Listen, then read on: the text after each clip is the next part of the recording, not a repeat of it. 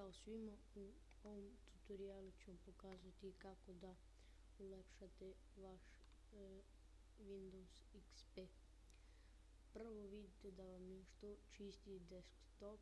Prvo što ćemo da uradimo, da napravimo folder, da stavimo program.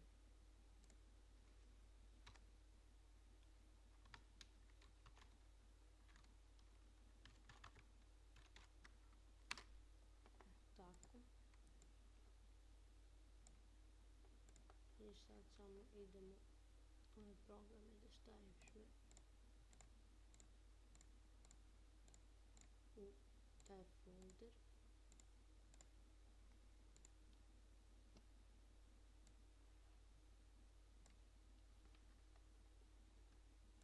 Idemo tu su. Onda idemo desni klik, properties, da povećamo ove ikonice. Idemo appearance, effects i do ovog prvog. Stisnite OK. I evo vidite sad koliko su veće ikonice. Sad tu samo stavite da vam je bilo. Tako. Sad sam ja nešto spremio tu za vas, neke ikonice.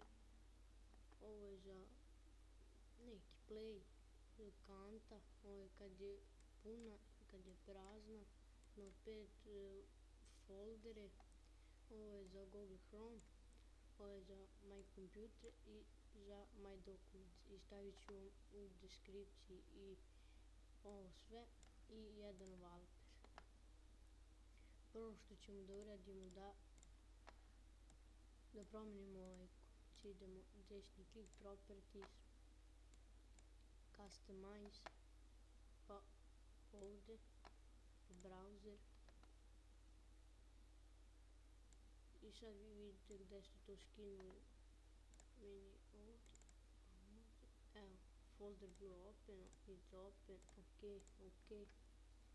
Evo vidite, promenila se ikonica. I sad to tako sve uradimo. Customize, browser, desktop, opet vidimo gdje, evo fold, ok. Evo i ovaj folder, show, browser, desktop, ok. Properties, customize, browser, desktop.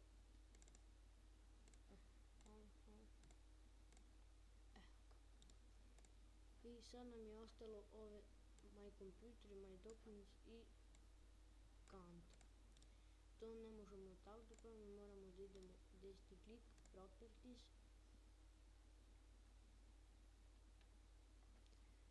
pa onda idemo desktop, customize desktop i sad idete, kliknite dalje na My Computer, idete opet ring ikon, browser, desktop, vidite gde ste to skinuli, evo ga My Computer, ok, evo vidite, ajde sad documents, browser, opet vidite gde ste to skinuli, meni na desktop, evo ga My Documents, ok. I sad ove kante, prvo ćemo da stavimo praznu, evo ovo, desktop. Evo sad imam ovde praznu kantu i punu, znači prvo stavimo praznu, ok. I onda idemo na punu, ovako, isto browser, desktop,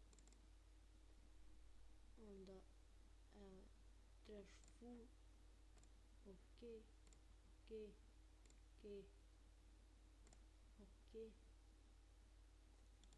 Eto vidi, sve se promenilo sem ovog, ali promenit će kad stavimo Valter. Sad ćemo da stavimo jedan Valter.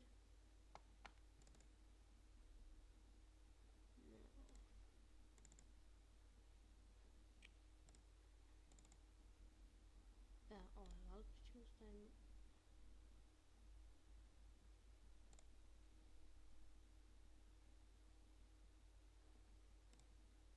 Znam što nisi promenio, ako vam se ne promeni, znači idete properties. Čekamo samo tu da se otvori. Idemo appearance, effects, ovo odčekirat, samo ok, ok.